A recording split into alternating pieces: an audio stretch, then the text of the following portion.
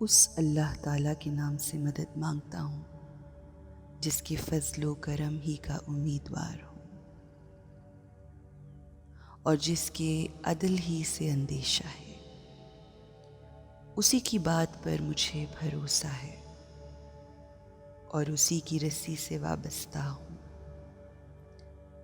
اے عفو و خشنود کے مالک،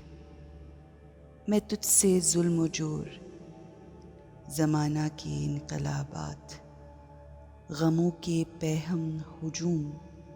اور نازل ہونے والی مصیبتوں سے پناہ مانگتا ہوں، اور اس بات سے کہ آخرت کا ساز و سامان اور زاد راہ مہیا کرنے سے پہلے ہی مدت حیات ختم ہو جائے،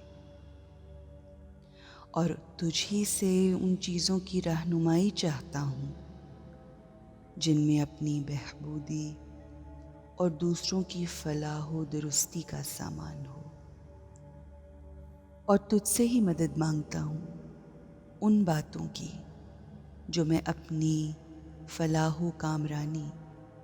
اور دوسرے کو کامیاب بنانے کی صورت مضمر ہو، اور تجھی سے خواہش مند ہوں لباس عافیت کے پہنانے اور اسے تمام تک پہنچانے کا، اور سلامتی کے شامل حال ہونے اور اس کے دائم و برقرار رہنے کا، اور تیرے ہی ذریعہ اے میرے پروردگار پناہ مانگتا ہوں شیطان کے وسوسوں سے،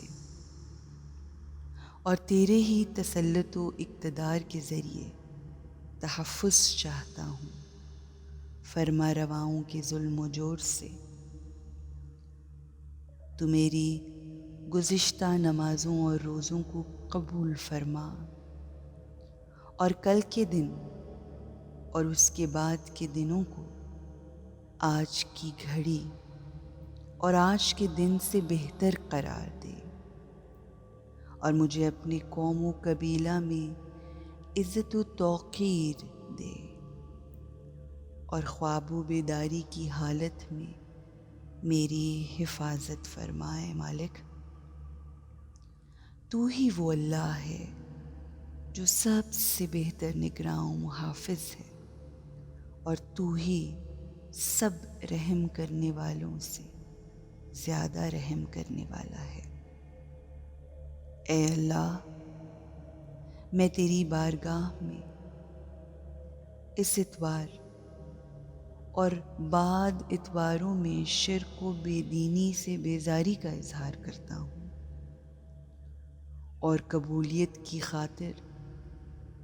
خلوص نیت کے ساتھ تجھ سے دعا کرتا ہوں، اور باامید ثواب